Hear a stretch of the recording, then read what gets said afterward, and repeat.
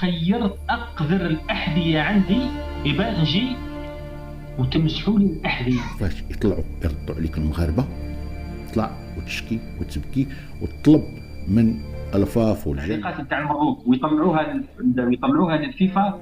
قد يتغير الموضوع رأسا على عقب ويعينوا دولة أخرى ما هي الجزائر المبروك اللي تنظم الدور. من أخبث الأشخاص اللي شفت في حياتي على السوشيال ميديا واللي كيصنفوه في الجزائر كصحفي هو الشخص هذا مصطفى بونيف اللي تيتهجم على المغاربة واللي كيدعي بأنه غادي يجي الكان 2025 اللي غادي يتقام في المغرب وأن المغاربة غادي يمسحوا له الأحذية نتاعو. راني خيرت اقذر الاحذيه عندي يبان نجي وتمسحوا لي الاحذيه نتاعي. هذا الكائن الخبيث هذا في كل المقاطع نتاعو كما قلت كيتهجم على المغاربه، كيلقى تعاليق فيهم تهديدات بانك الا جيتي للمغرب يعني محال واش ترجع سليم لبلادك، بالخصوص انت مصطفى بونيف الصحفي المشهور بالجزائر لما يقوله في حق المغاربة من إساءة وكلمات يعني خادشة للحياة في كل المقاطع نتاعو. راني جاي يا بوسبير، راني جاي امين وستمسحون احذيتي وانتم صاغرون. خليكم امك يا بوني، خليكم امك يا مرحبا نجي للمغرب نكلم. كي بغيتي المغاربة يجاوبوك اكيد غادي يردوا عليك كلمات اقبح من تلك وينزلوا للمستوى نتاعك ويعطيوك علاش تتقلب، يعاودوا يطلعوا للمستوى الاصلي نتاعهم اللي هو بعيد طبعا عن المستوى الدنيء اللي كتقدمه كصحفي كيمثل الجزائر.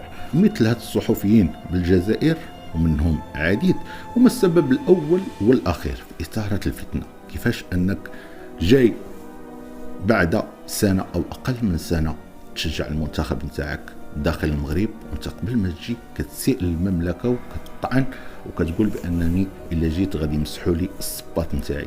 وفاش يطلعوا يردوا عليك المغاربه تطلع وتشكي وتبكي وتطلب من الفاف والجامعه الجزائريه لكره القدم بانها تجمع هاد التهديدات وهاد التعليقات وهاد لي فيديو اللي كيهدوا الجزائريين وتدفعهم للفيفا باش يمنعوا كاس افريقيا انه يتنظم بالمملكه المغربيه.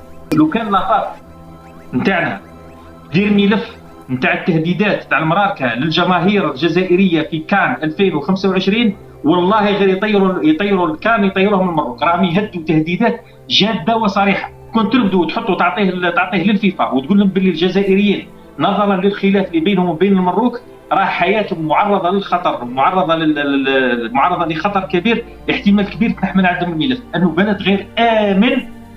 الجمهور الجزائري يريد التعليقات نتاع المبروك ويطلعوها للفيفا. قد يتغير الموضوع رأسا على عقب ويعينوا دولة أخرى ما هي الجزائر المبروك اللي تنظم الدور. كما سمعتوا السيد من بعد ما تهجم على المملكة المغربية والشعب المغربي بالإساءة نتاعو اللفظية وهاجموه مجموعة من الشعب المغربي نفس اللغة اللي كيفهمها وقالوا له إلا جيتي للمغرب غادي تندم. وإن شاء الله بالخصوص ذاك الشخص ماشي الجزائري مرحبا بهم يجيو يشجعوا المنتخب الجزائري لأن البطولة غادي تنظم في المملكة المغربية. أكيد التنظيم غادي يكون في أعلى المستوى ونحن مقبلون على كأس العالم 2030. أكيد غادي ينبهر الجميع بالتنظيم المغربي لهذه الدورة كان 2020. ولكن بحال هذه النماذج هذه اللي كتسيء المملكة المغربية يكون على يقين أن ما تقدش تجي وما عندهاش الإمكانية والشجاعة باش تجي لأنها خسرت الصورة نتاعها مع الشعب المغربي بالإساءة المباشرة للشعب في مجموعة من المقاطع نتاعو. إذن أكيد غادي يكون خطر على حياته وانت بالأخص غير مرحب بك بالمملكة المغربية لا قبل الكان ولا أثناء الكان ولا بعد الكان.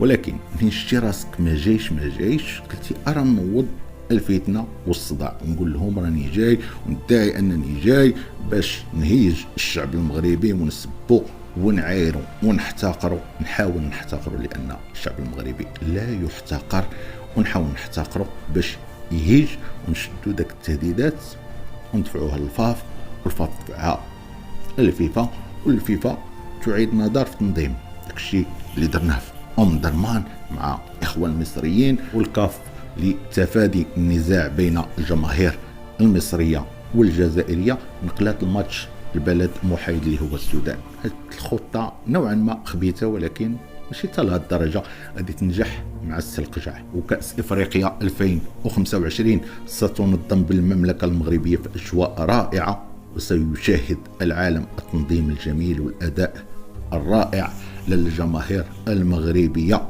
والترحاب بالأفارقة من شمال إفريقيا إلى جنوبها. كل الشعوب الإفريقية مرحب بها، والإخوة الجزائريين كذلك مرحب بهم. غادي يجيو المملكة المغربية وغادي يشوفوا الأجواء الجميلة، ولكن أنت ما غاديش. وشعورك إلغاء تنظيم كان 2025 بالمغرب غيخيب، وغادي تنظم الكأس على قولت الله أكبر. انا عندي شعور ومانيش عارفه بلي مش راح يكون كان لن ينظم تعديل.